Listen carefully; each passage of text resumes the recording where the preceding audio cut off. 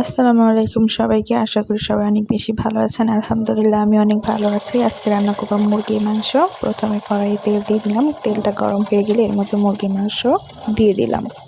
যেহেতু এটা ব্রয়লার মুরগি তাই এটাকে আগে একটু ভেজে নেব। সবগুলো একসাথে দেওয়ার কারণে পানি উঠে গিয়েছিল। এবার একটু ফালি করে রাখা টমেটো দিয়ে দিলাম, সুন্দর করে ভেজে নেব। এর মধ্যে এখন মশলা দিয়ে দিব, হলুদ, মরিচ, ধনিয়ার গুঁড়ো এবং লবণ দিয়ে দিলাম। এখন দিয়ে দিলাম আদা বাটা, জিরা, পেঁয়াজ, রসুন বাটা। এখন দিয়ে দিয়েছিলাম কাঁচা পেঁয়াজ কুচি এবং কাঁচা মরিচ কুচি দিয়ে দিলাম। এখন সুন্দর করে নেড়ে ঢাকনা দিয়ে ঢেকে কষিয়ে নেব। আমি এর মধ্যে কিছু গরম মশলা দিয়ে দিলাম, দারচিনি, এলাচ, লবঙ্গ, গোলমরিচ, কালো গোলমরিচ এগুলো দিয়ে দিলাম। কষিয়ে নিব এখন ভালো করে। এখন এর মধ্যে আলু দিয়ে দেব।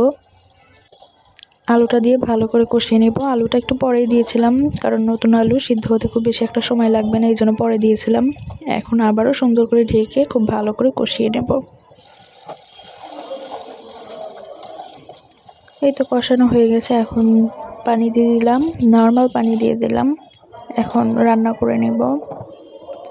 এরই মধ্যে আমার রান্না হয়ে গেছে। এখন ধনিয়া পাতা কুচি দিয়ে চুলাটা অফ করে দেবো। আশা করি সবার ভালো লেগেছে। আপনারা সবাই অনেক বেশি ভালো থাকবেন। আল্লাহ হাফেজ। আসসালামু আলাইকুম।